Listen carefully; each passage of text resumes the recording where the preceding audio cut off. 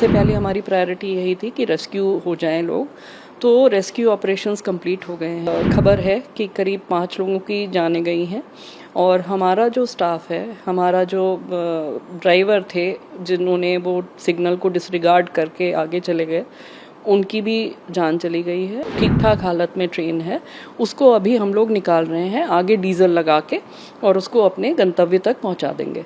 तो वो अभी किसी भी समय चल सकती है वो ट्रेन और उसमें जितने भी यात्री हैं वो सब अपने डेस्टिनेशन पे चले जाएंगे। ये आज सुबह ये हादसा हुआ है। कंचनजंगा ट्रेन जो कि अगरतला से सियालदा जा रही थी, उसका एक्सीडेंट हुआ है रियर एंड से। एक गुड्स ट्रेन ने पीछे से सिग्नल को डिसरिगार्ड करके आके उसको हिट किया है।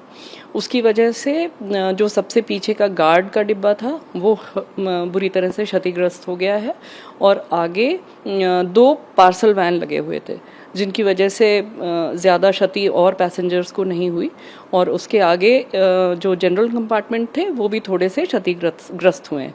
तो इसमें जो रेस्क्यू ऑपरेशंस हैं, सबसे पहले हमारी प्रायोरिटी यही थी कि रेस्क्यू हो जाएं लोग।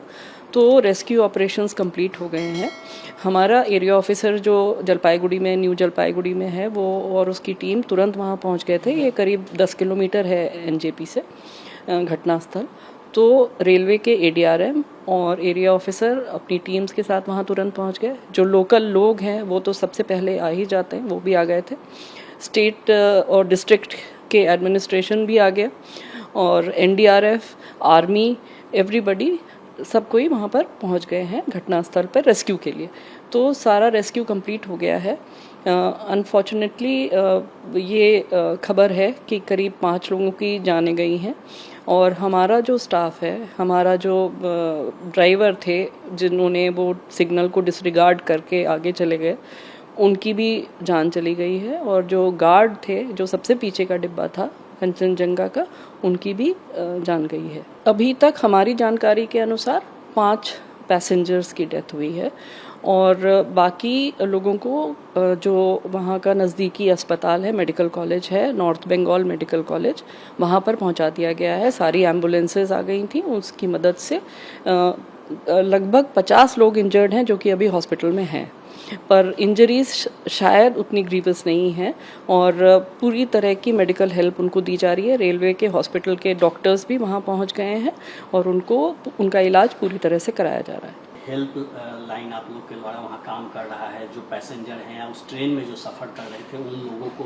तत्काल अपने लोगों तक पहुँच सके, इसके लिए क्या सुविधाएं दी गई? जी, इसके लिए हमने सबसे पहले तो ये अरेंजमेंट किया है कि सबसे पहले तो लोग रेस्क्यू हो जाएं। जो भी लोग उसमें फंसे हुए हैं उस हादसे में, जिनको मेडिकल हेल्प की आवश्यकता है, उनको सबसे पहले मेडिकल हेल्प मिल जाए। वो कार्य पूरा हो गया है। उसके बाद अब जो बची हुई ट्रेन है, बाकी जो ठीक ठाक हालत में ट्रेन है, उसको अभी हम लोग निकाल रहे हैं आगे डीजल लगा के और उसको अपने गंतव्य तक पहुंचा देंगे। तो वो अभी किसी भी समय चल सकती है वो ट्रेन और उसमें जितने भी यात्री हैं वो सब अपने डेस्टिनेशन पे चले जाएंगे और बाकी जो इंजर्ड हैं उनके लिए हम लोग पूरी तरह से देखभाल कर रहे हैं। रेलवे बोर्ड किस तरह से लोगों तक पहुंच रहा है, किस तरह की मॉनिटरिंग की जा रही है रेलवे बोर्ड के द्वारा, उसके बारे में बताइए। हमारे पास यहाँ पर एक कंट्रोल एंड कमांड सेंटर है जिसमें कि हम लोग तुरंत आ जाते हैं और घटना को यहाँ से उसको कोऑर्डिनेट करते हैं। जिस प्रकार की सुविधा और जिस प्रकार की आवश्यकता है वो सब हम लोग यहाँ से कोऑर्डिनेट करके स्टेट गवर्नमेंट, एनडीआरएफ, जिससे भी बात करने की आवश्यकता होती है मेडिकल हेल्प के लिए, वो सब हम लोग यहाँ से भी कोऑर्डिनेट करते हैं। लोकल लेवल पे तो हमारे लोग कोऑर्डिनेट कर ही रहे हैं, पर हम लोग भी यहाँ से सेंट्रल लेवल पे सारे कोऑर्डिनेशन करके सारा अटेम्प्ट यही रहता है कि सबसे पहले लोगों को रेस्क्यू कर लिया जाए।